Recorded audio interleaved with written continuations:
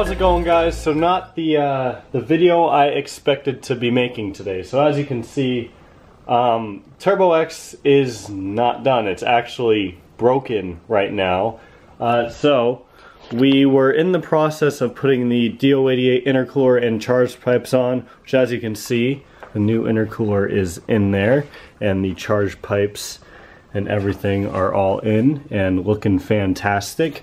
But right as we were finishing up, we were underneath the car here, and the radiator right here on this corner somewhere actually got punctured. As you can see, this tab for the intercooler right here is supposed to be, you know, kind of sitting in the radiator right here, but we didn't see that when we put it in, so we were trying to fix that, and the radiator ended up getting punctured. We lost a little bit of coolant. You can see some right there that's dried up now. So we started it up because at that point, like I said, we were pretty much done. I was getting ready to put the bumper and everything else back on. I was getting ready to go drive it. Started it up. Of course, it was a cold start. It's been sitting for a couple days, and you know, it didn't leak at all. So I figured, oh well, maybe, you know, maybe it is fine. And then it got up to temperature. We let it idle for a few minutes, and then it started coming out a drip every 3 or 4 seconds. We're like, yeah, radiator is shot. So I'm ordering a new radiator pretty much right now. By the time you guys are seeing this video, hopefully the radiator will already be here.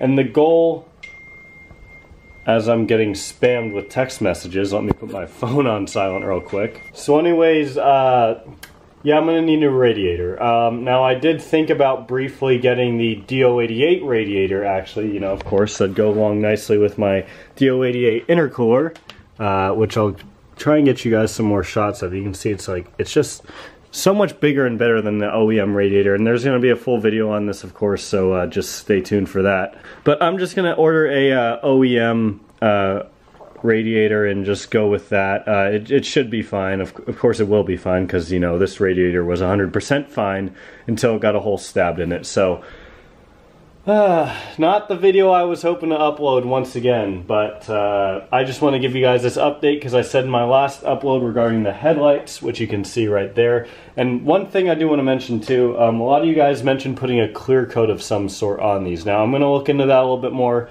and that's probably what I'll do, because it's supposed to help it last longer and make them stay better longer, I guess you could say. So I'm going to look into that and probably do that. So thank you guys for giving me the tip on that, because I'd much rather do that now than have to clean these again in another year. It is what it is. I guess it's another opportunity to make another video, but this install went so well, and it was such a clean install up until that point, and I was so excited. We were just grinding it out, just going so ham, and it went so well, but alas, nothing can go perfectly, and you know, something went wrong. But like I said, it is what it is. That's it for today, guys. Thank you all so much for watching. Get a thumbs up on this video. Rest in peace, poor radiator.